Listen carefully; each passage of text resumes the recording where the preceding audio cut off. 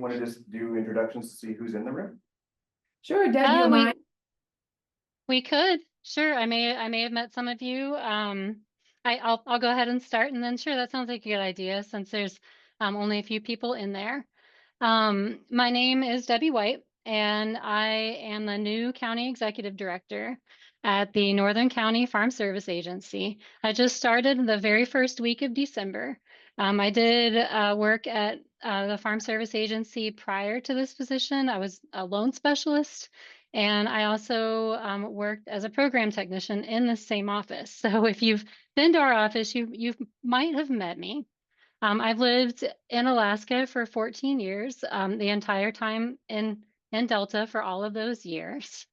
And my background is primarily in botany and ecology. So whoever wants to start first, sure, let's go around the room and see who's out there. Sure, yeah, I'll take it from there. I'm Braden Pitcher. I work for the Natural Resources Conservation Service based in Palmer. I'm currently the outreach coordinator. I just started this position in October. So I work statewide, kind of coordinating events like this.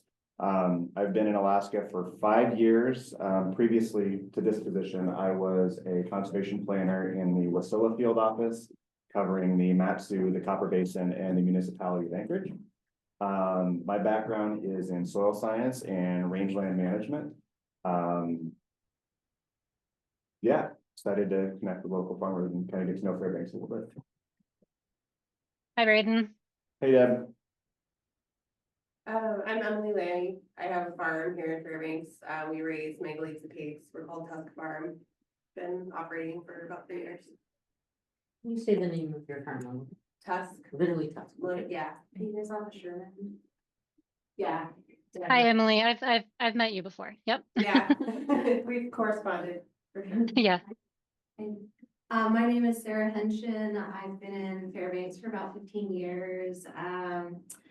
I'm a geochemist, used to work at some mines, but screw that. So I'm interested in starting a permaculture food forest system. You said your name is Sarah, right? Is that what I heard? Yeah. Hi, Sarah. Cool. My name is Katie Herzner. I am a tribally enrolled member of the Nome Eskimo community, and I'm a new technical assistant specialist with the Intertribal Agriculture Council.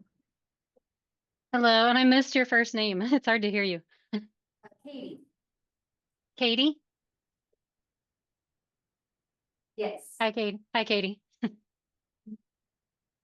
And I'm Chelsea Barney, and I'm with the Barnyard Farm, and we're branching out into doing raw milk with raw goat's milk. So we have a little farm in Hot Springs Road. Hi, Deb. Hi, Chelsea. Nice to meet you. Nice to meet you. Thank you. And I'm Lori Evans Deneen. I'm an English major and a grant writer. And I'm here to listen to in about this. I did one of the sessions. I'm down here with 4 Acre Group, helping with grant writing workshop earlier today. Great. And I missed your first name too. I couldn't hear it. Lori. Lori. Hi, Lori. Thank you. And I'm Laura. I work at UAF doing science communication for the ag and forestry researchers. And I'm helping with this forum today. Hi, Laura. All right, so I'll go ahead. Was that everyone? Yes. Okay, all right, great. Like I said, I can't see the room, but I was kind of mentally counting as we went through. All right, so I'm going to go ahead and move forward. Next slide, please.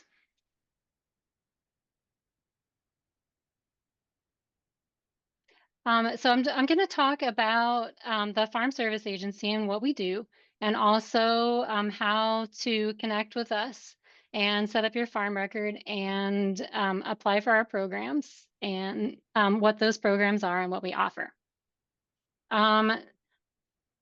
We have, FSA has over 2,100 county offices across the nation, with every county being serviced by a USDA service center. In Alaska, we only have 2. And I will show you where those are. Next slide, please. So this is how it's split up in Alaska. In in Alaska, the Farm Service Agency only has a total of 9 employees. And one of the offices, the Northern County office, services the northern part of the state. So you can see in the map here. And then the Southern County office services the southern part of the state. So it just depends on where you're located, on who you would work with. And that's the contact information for the people that you would contact in the office. I'm the county executive director. We also have Liz Rand in our office, a program analyst. And that farm loan specialist position that I was in previously is vacant currently. And in the southern office, we have Hazen Kazaks. He's the county executive director down there. And Chris Dickinson is the program analyst. And this information is available online. If you search Farm Service Agency, Alaska contact information, you can find this. And you can actually click on the map and figure out which service center you need to contact. Because sometimes it can be kind of difficult just looking at this map with the dotted line. Next slide, please. Okay, so if you're going to come and work with FSA, it's helpful to know what to bring for your first visit. And I'm just going to throw this out here. I'll mention this again later. At farmers.gov, you can find the information. You can find all of the forms in a packet that has all of the forms on it to apply for our programs. So when you come into our office for the first time, it's good to bring a copy of your deed or a survey plat, rental or lease agreement, because we will ask for those things. And if you have a shapefile or any boundary maps, it's helpful to bring those. If you're part of a tribe, it's helpful to bring those tribal documents. If you have a entity, it's important to bring those entity documents and the documents pertaining to that entity. Next slide, please. This is just an example of some of our forms. And like I said, there are some packets on farmers.gov. If you look on farmers.gov, you can find new applicant packets. And they will it's a packet of all these forms. We actually have them in our office as well. And if you did contact us, we can email those to you. We can always email you the packet, let you know what you need. We can talk to you over the phone that way, however, whatever you're comfortable with and your method of communication. One of the forms is just getting your basic information, and then we're going to set up we're going to get some information from you to set up your farm operating plan. This form right here, the 902E that's on the screen, you can fill out that form, but what is easier is if you just contact us and we can set up a time for a conversation over the phone or in person, up to you. And we can just ask you a series of questions that relate to that form. And we can just go through the questions one by one, put in your answers, and then we can send that to you. And you can verify that the answers are correct and sign it, and then that form is done. This form it's not really confusing, but it's not super clear. And a lot of times we still need to call you and ask questions anyway after this form is completed. Before you complete this form, we would need to set up your farm records. We'd need to know where you're going to be farming. So that's the land that you'll be farming on. And that's what that deed is for, or the lease agreement, because we need to know where you're going to be farming so we can assign you a farm number, because that's going to be crucial in applying for FSA programs. So that's the basic form, and then the farm operating plan, and then we also have an AD 1026 form. And that is in order to participate in our program to meet the eligibility requirements. You need to have a survey done to see if the crop is on highly erodible land or in a wetland. If it was cleared after 1985, there's an exact date on there. I'm sure Braden knows that one by heart. I know it's 1985, December something, 1985. If it was cleared after that date, you'll need to have the survey done. And if you want more information on that, you could ask Braden right there in the room, because this is a form that is filled out for NRCS. So we actually send this form to them, and they go out and do the survey and then provide the information back to us. And Braden, it's up to you if you want to talk about that. You don't have to, but. Yeah, I'll um, let you finish, and then if you guys specific questions about it, then we can go into it. Okay, perfect. Yeah, and this is just an overview, I mean, there may be some questions, when you're actually setting up your farm record, we do expect that. This is just a basic overview on what to do to participate in the programs. Okay, so next slide, please. So once you've provided all of your personal information, you'll be enrolled in the system and your property will be identified and delineated out from aerial photography, and then you'll be assigned a farm serial number. And that's what I was referring to before. That number is very important for participating in USDA programs, as well as state and county programs that are administered by USDA stakeholders. And then to keep in the know about FSA programs, it's great to receive emails by signing up for the government delivery, which I will have information on that on a future slide. You can sign up for emails, text, and then that will alert you when when a program sign up is going on, because there'll be a program and there's specific sign up dates. And if you don't sign up during that time frame, if you don't submit an application during that time frame, you generally can't apply later. Sometimes they will, sometimes there will be extensions, but generally those dates are set. So that way you don't miss anything.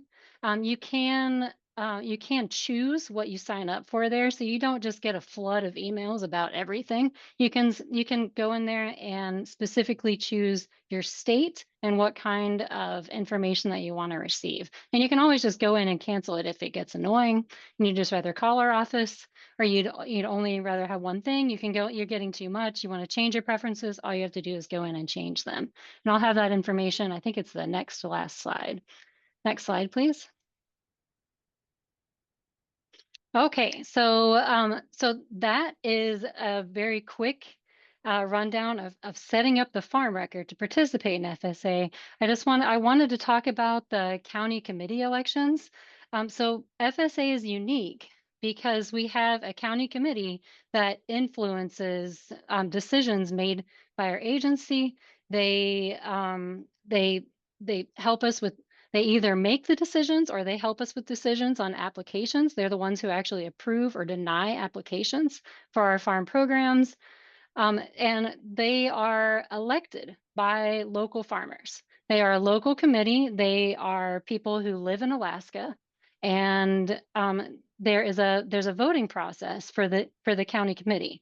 There's the Northern County Committee for the northern part of the state, for the Northern County office. There's the Southern County Committee for the southern part of the state and for the county office. And then there's also a state committee for the entire state.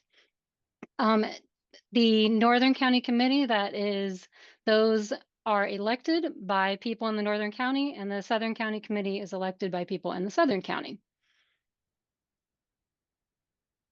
Just some more information about that. So just dates, you're not gonna remember all these, so I'm just gonna throw these dates out here and you can find them on farmers.gov. So in June 15, nominations begin for the county committee. On August 1st is the final date to return or postmark forms. And then that's for the nomination. Early November, the ballots are mailed to the eligible voters. And in early December, ballots are submitted and counted. And then January 1st, the members take office. Okay, next slide, please. I just wanted to have this slide in here because if you're a member of an American Indian tribe, every member is considered an agricultural landowner if the land on which the tribal member's voting eligibility is based is tribally owned or held in trust by the United States for the tribe, even if the individual does not personally produce a crop on that land. So this is important. It's just basically saying that members of tribes can vote. All right, next slide, please. All right, what does FSA offer? What's the point of coming to our office and going through all of this paperwork and setting up a farm record? What is the value of this? We have two major categories of program offerings. We have farm programs and farm loan programs. They're considered separate. So farm programs include disaster assistance, and conservation programs, safety net programs, and risk management programs. And then we also have farm programs to offset the cost of organic certification.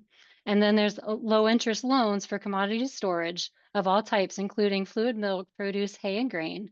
And then we have a variety of loan programs to meet different types of needs, whether it be for an improvement project, expanding an enterprise, getting started, or purchasing a farm. And we'll discuss each of these programs as we get further into this presentation. Next slide, please. All right, just a basic rundown on farm programs. Your producers are encouraged to annually file a crop acreage report, and it's important to report hay and pasture even if you're not growing crops. If you're unsure of the deadline for filing the crop acreage, dates are communicated through government delivery, that's the email service or text, or you can just contact your local county office. Some programs that I want to mention, we have NAP, that's the non-insured crop disaster assistance program. So that covers crops that aren't covered by, that are not insurable through a typical insurance agent for crop insurance. There is the administrative fee of $325 is waived for beginning, socially disadvantaged, and limited resource producers. We have ELAP, that is the emergency emergency assistance for livestock, honeybees, and farm-raised fish program. So that is for livestock producers, so it provides assistance for grazing losses on non-federal land, additional costs in transporting water to livestock due to drought, losses resulted from additional costs associated with gathering livestock for treatment and inspection related to cattle tick fever. We have the LIP program, LIP, the Livestock Indemnity Programs, and it provides benefits to eligible livestock owners or contract growers for livestock deaths in excess of normal mortality. And that's caused by eligible loss conditions, including eligible adverse weather, disease, and attacks. I'm not going to go into the LFP program because we haven't had that one in Alaska. But if you want to, just for the sake of time, because that's not one that we typically have in Alaska, it could show up. But that is the Livestock Forage Disaster Program. We just recently had the marketing assistance for specialty crop program. It was the first time it was offered is this year, so we have no idea if it's going to be offered next year. But I wanted to mention it because it provides eligible specialty crop producers with marketing assistance payments to help them engage in activities that aid in expanding domestic specialty crop markets or in developing new markets for their specialty crops in 2025. The deadline for that was January 10th, 2025. So the original one is over, but we have been authorized to accept late filed applications for that, and they're being accepted through February 11th. Our biggest program is the RTCP program. And I'm going to have more information on that one on the next slide. So we'll just go ahead and jump over to that one. I just want to mention one more. The Farm Storage Facility Loan Program, before we move on, sorry, is low interest financing to assist with the purchase and construction of hay storage. And the producer must be producing the hay. So we're gonna move on. We'll talk about the RTCP. Next slide, please. Thank you. So this one is the Reimbursement Transportation Cost Payment Program. This is a really big program. It's for geographically disadvantaged farmers and ranchers in Alaska.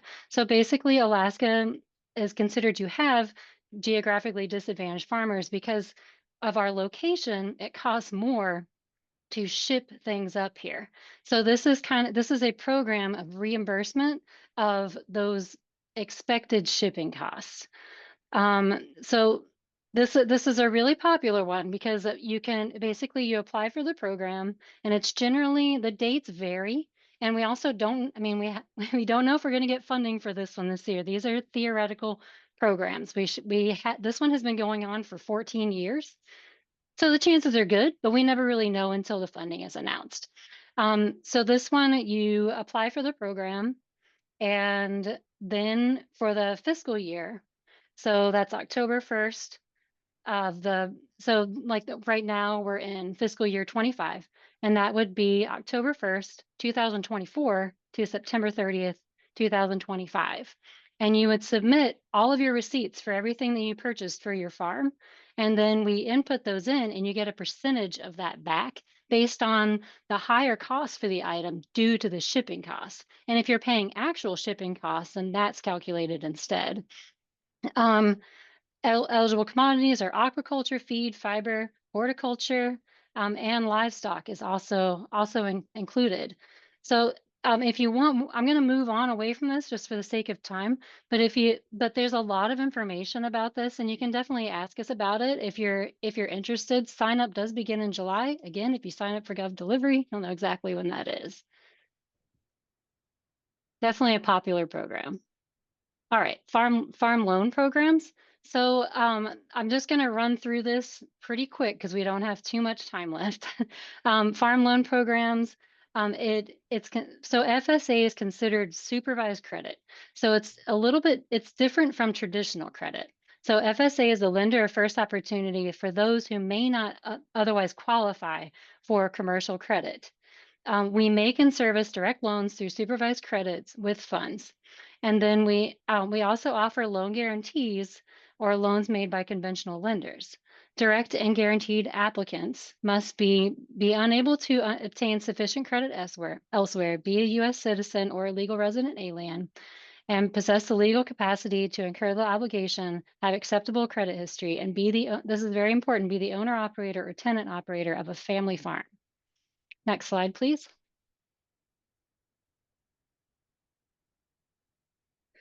All right, so one of the loans that we offer, one of the types of loans that we offer are operating loans, and those are used to purchase equipment, livestock, production expenses, or refinancing operating expenses. These are repaid in 1 to 7 years, or we also have annual operating loans for things such as feed and land rent and seed.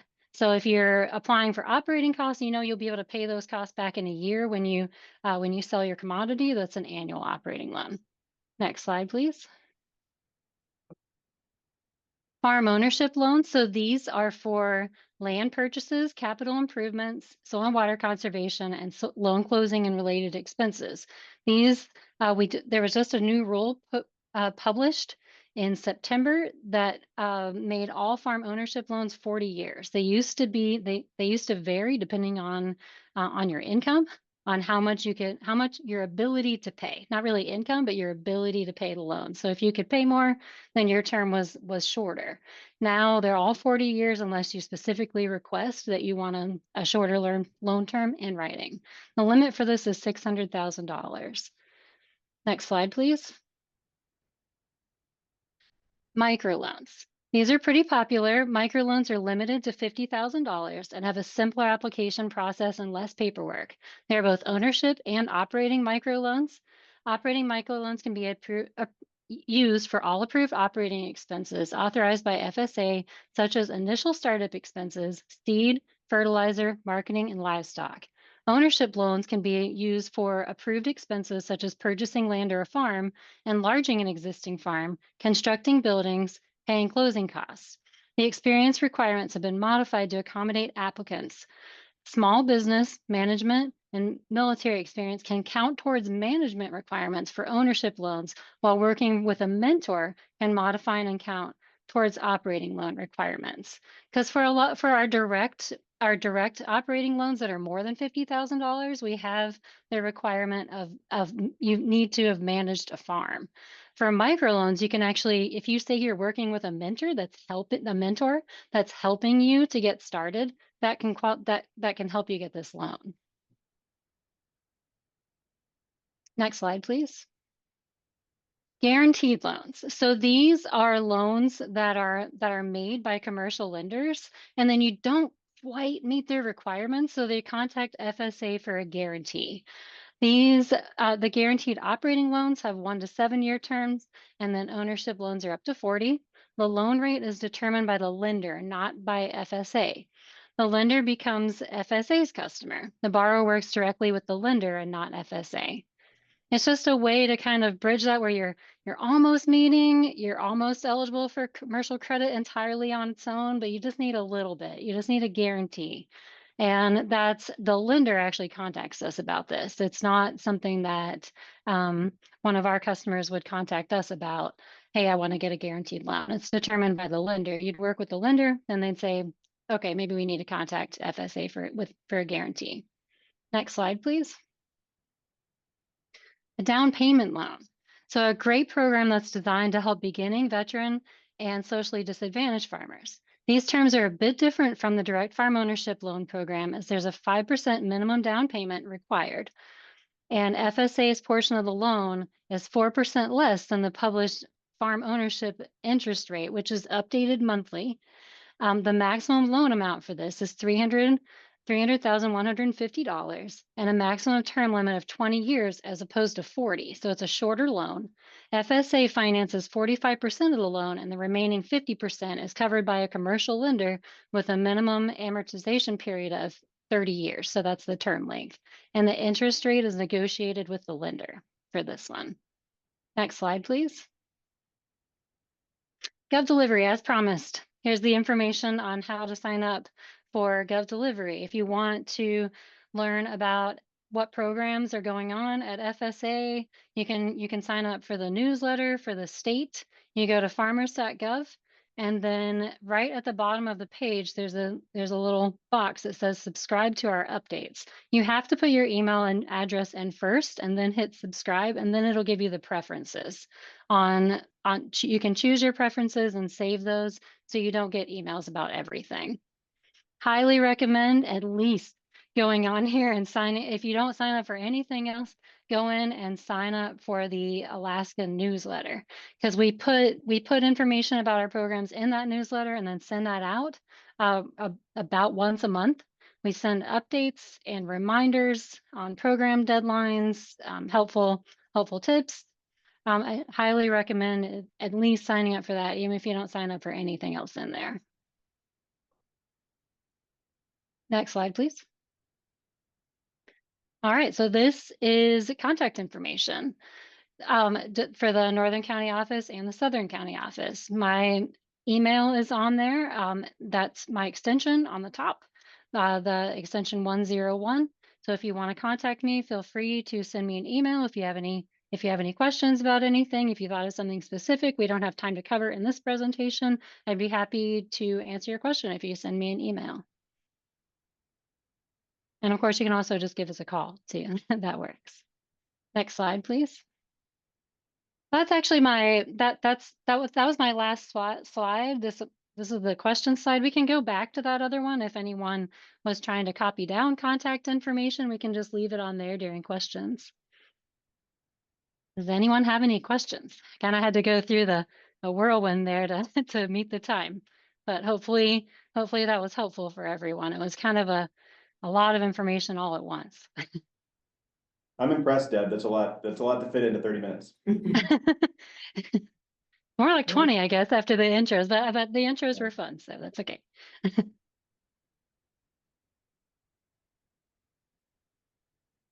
Does anyone have any questions?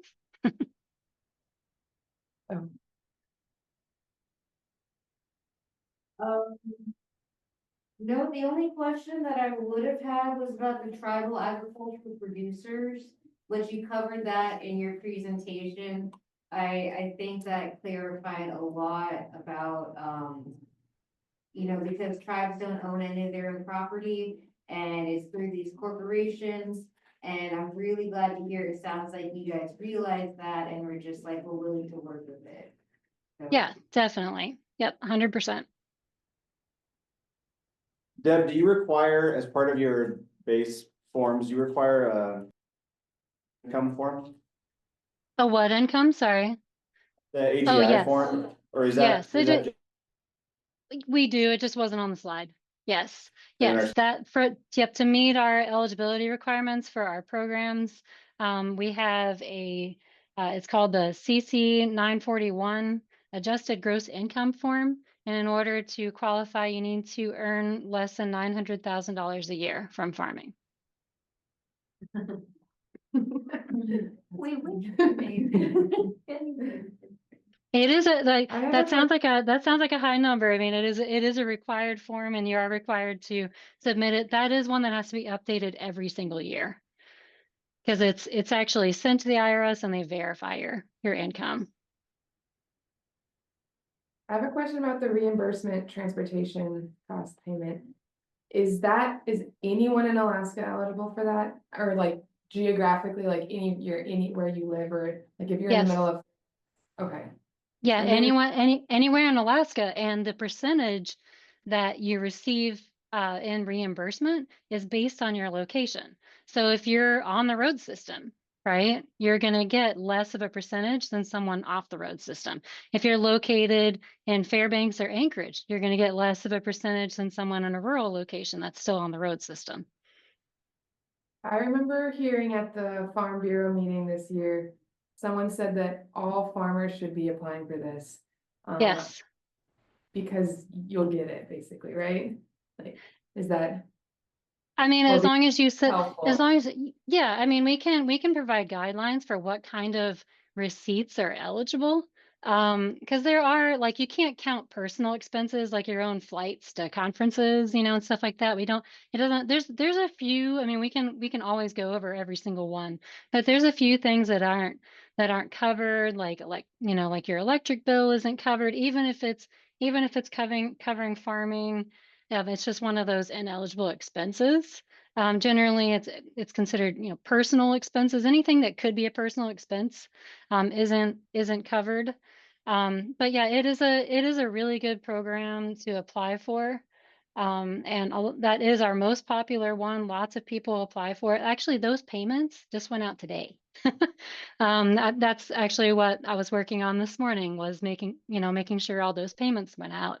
And this is the earliest those payments have ever gone out. Normally they go out in April or May. I'm so happy that they're going out at this time of year so people can go ahead and start getting fertilizer, and stuff like that, because you have to get that early. You wait until May, you're out of luck. So yeah, I believe that was Amy, our state executive director at the time, that said that. I was at that meeting as well. I remember her saying that everyone should apply for it. And the paperwork isn't difficult. It seems like, there's a lot of paperwork. I mean, I know that people, that has been, something, it's a little daunting if you're not actually doing it, but it's pretty fast. So like, I guess first of all, you have to be registered with whatever you said, get your farm serial number and all that stuff to be eligible for that, okay? Mhm. So like, they were talking about like, you have a farm in Delta and people in Palmer wanna buy your stuff, but you don't wanna drive it down there because that's a lot of money and you're not gonna recoup Yep. your expenses. But you're saying this funding would help them cover that cost. Yes, exactly. You can submit fuel expenses. Exactly. If you purchase, that's definitely an eligible expense. We may look at it and call you and say, can you verify for me that this is a farm expense only? And we'll call you on the phone, you write it on there, farm expense only. And that's good. I mean, for something like a vehicle, it has to be exclusively used for the farm. But you can count the fuel, just not the repairs for the vehicle, if that makes sense. Like if you're getting, and the labor doesn't count, but the parts do. So they were just know? talking about the Yeah. cost of moving the Yeah. product, produce. Yeah. Around the Yeah, state. definitely. Yeah, you would basically track it and count your fuel and submit the fuel receipts for that expense. So like if you were, say, delivering hay somewhere else and you had that expense, that fuel expense, you would save that receipt and submit that as an expense, and then you would get a portion of that reimbursed. Yeah, it's a great program. If you had to purchase a trailer that you would be using exclusively for transporting goods, that would fall under this? Yes. Yep. And there is a cap on how much you can receive back, and that changes yearly. I mean, it's hard to estimate exactly what that's going to be because it's determined yearly, and it's also how many people apply. There's a cap on how much is provided for the program, so it's split up, the percentages are done, and then another percentage is calculated for depending on how many people apply for the program. But yes, if you purchase something like that, as long as you're using it for exclusively for farm use.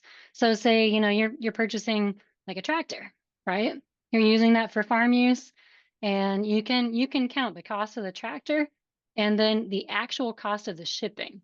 Now, I'm not saying you're going to get all of the actual cost of that shipping back, but that's what you would put down. Right? Like some of the things like fertilizer, we're applying an estimated cost of the shipping, right? A percentage, an estimated cost. Oh, the shipping cost about this much, and that's why the fertilizer was more expensive. You're paying approximately this much more based on where you live. But if you pay an actual shipping cost, you submit that receipt. I was like, I bought the tractor. This is the cost of the tractor. This is the cost of the shipping. And then that percentage is actually is taken from the actual cost of the shipping. And So you it's had good. said, Go ahead. oh, I was gonna ask, I don't know how your funding is allocated, but do you ever run out of money? Like so many people that you like, you said Well, there's a cap. yeah, there's a cap, but that's basically what I was saying. Like, let's say the limit is 10,000, right? You might not get 10,000. Because if I'm not saying that we want as many people to apply for this program, because if those caps are constantly hit, they'll raise it, right? They'll raise the amount that's allotted for it. Because last year was $4 million. And it's not just Alaska, it's also, I can't remember all the places. It's Alaska, Hawaii, Puerto Rico, Guam, right? Like, it's all the places that are, not within the continental United States, pretty much. And there's a cap, but that's kind of where like the amount gets shaved off a little bit, so all of the funding is used. So I mean, yes, I mean, I guess we kind of run out, like the numbers can, the amount that people receive can be smaller if more people apply for the program, but if more people apply for the program and we use all of the money, and that value of the program is seen, then they might, the limit might get raised next year, because it did go from 3 million to 4 million between 2023 and 2024. So you just never know. Nice, thank you. Deb, you You're said welcome. that there's a cap, but is there a minimum? Like if somebody's just ordering seeds for their personal garden and they're producing crops, I mean, and they've got a $50 charge from Baker It Creek or is Johnny. It is required that you're farming and that you're selling what you're growing. So someone who is only producing food for themselves and not selling any of it all wouldn't be eligible for the program. First off. But no, there's not a minimum. You can get 50 cents, if you want. Yeah, there's not a minimum. There's just a maximum. Yeah, a maximum payment. How many vacancies are there currently on the county committees and the state committee? Right now, those elections have already taken place, so there aren't any vacancies. I know not for the Northern County Committee. We just had the elections, and the people who were elected into office just took those seats on January 1st. I can go. You don't have to go back to it. I have those dates in my slide, so I can go back to it and tell you what those dates are. So, I mean, elections are every single year, and the county committee members do have limits on how long they can serve. So in June 15th is when nominations begin. So the nomination is submitted to FSA, and then August 1st is the final date for those nominations. And then voting for those candidates takes place in early November. And then in early December, notice we don't know these exact dates because they vary by the year. Early December, the ballots are submitted and counted by the office. And then January 1st is when the new committee members take office. Yeah, and anyone who meets the eligibility requirements for to be in the county committee can be nominated. It's pretty broad. I mean, you pretty much need to be farming in the area. I know that's a big one. There's some other requirements there. If you call us, I could go through every one of them if you're interested. You might be able to find that on farmers.gov too. I bet those requirements are on there, but you can always give us a call. I can email those to you if you want to know what the requirements are. Yeah, I guess I'm mostly impressed that you guys managed to get all those seats filled. Oh, Yeah, that's where I was thinking, but I'm glad to hear that they're all filled. yeah, yeah.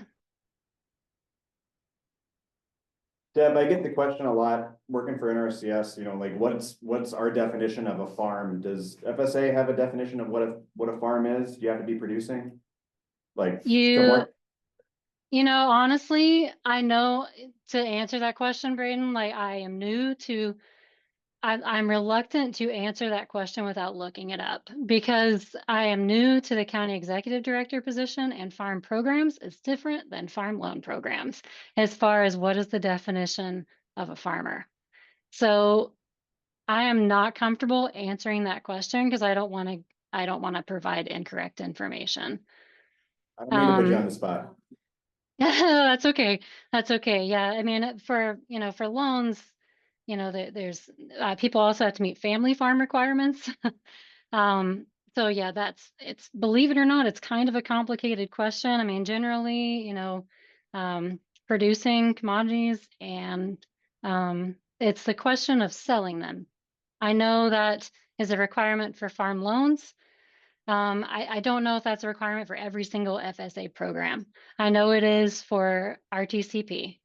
I think that varies per program, so I don't want to. I'm not comfortable answering that question. But if you needed me to, I could look it up and email it to you. If you needed the answer to that. No, that's fair. We can talk about it later. Can I Okay. ask what CS's definition is? It's pretty broad, and I'll get into it a little bit because I'm giving a presentation in the morning for some of our NRCS programs. Yeah, we don't require that you have products going to market, like you don't necessarily have commodities. So we work with private landowners who are managing lands for subsistence, native corporations, things like that, that aren't necessarily producing a marketed commodity crop. So it is a little bit different. I had one more Yeah. question. Oh, sorry. I was gonna say, we do have for many of our programs, I know NRCS doesn't have this for all of theirs. We do have the requirement. This is something that you could look up. We require, and I'm still learning about this, like I said, new CED for the 2 months. Okay. But we do require for many of our programs for applicants to be actively engaged in farming. So that is something that could be looked up. You could find those definitions on exactly what that means. It's generally providing a certain percentage of the labor and management for the operation and the capital and land and equipment. What those percentages exactly are, I'm still learning. So. Okay, one more question here. Yeah, it goes back to the reimbursement transportation cost payment program. Would you be able to reimburse for value added products? For example, you need a bunch of jars because you're making tinctures or whatever. Would the shipping cost of those jars be covered? That would go under supplies. Yep. Yeah. Yep. Definitely. Yep. Supplies, office supplies aren't covered. I'm just going to throw that out there. Even if you're printing flyers and passing them out to people for marketing or anything like that, office supplies aren't covered, but something like canning jars for sure. Yep. If you're using those, if you're using those for farming, yes. Yeah. And selling, if you're canning commodities and selling them at the farmer's market, or wherever, yeah, that would definitely count. It counts under supplies.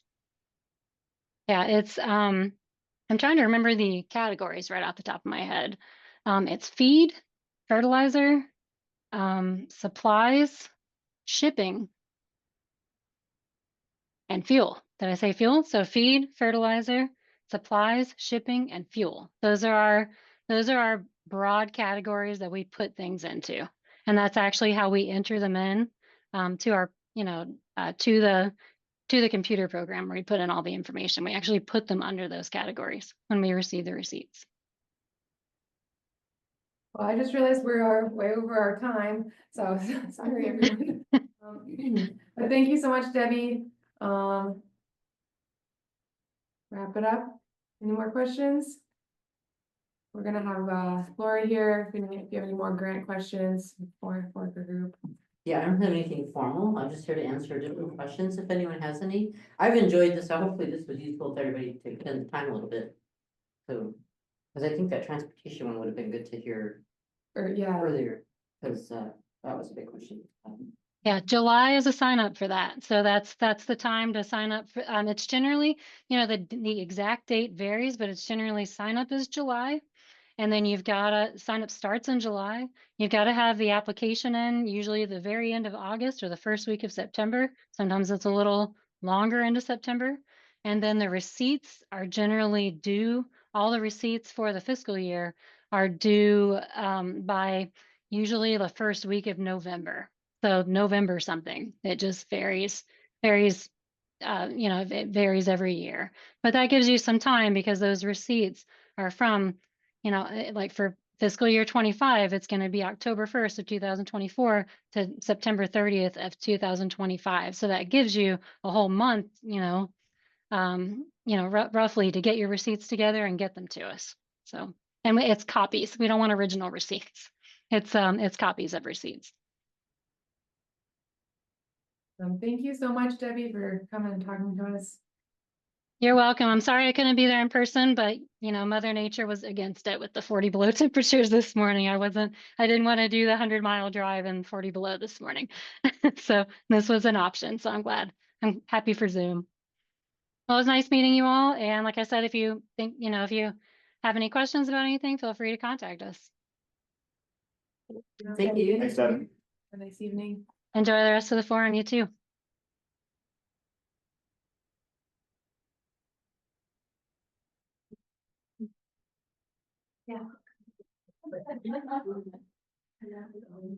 I know every fall they get pretty slammed with everybody submitting receipts for that all over the state. Especially too, they cover the whole state, there's 9 employees. Yeah, we were out there for 5 years. Oh, okay. Yeah, off of Hall Street. Oh, yeah, that's where we were. Yeah, did you get the one that's like, so it's like on Cache Creek and Yeah. Hollow Street? Yeah, ours Yeah. was the one behind that, Oh, okay. which I don't think has anyone ever? I'm like, can I get my propane refrigerator back? Oh, yeah, I know it's not active, like the only activity on Holland is like. Okay, I saw someone put like, this is a private road. Like I met the guy that someone bought the other. Yeah. Essentially, is that, but is there one Yeah. out there that Would pay around get over property, it, but but in it's summertime. one, But yeah, no. I mean,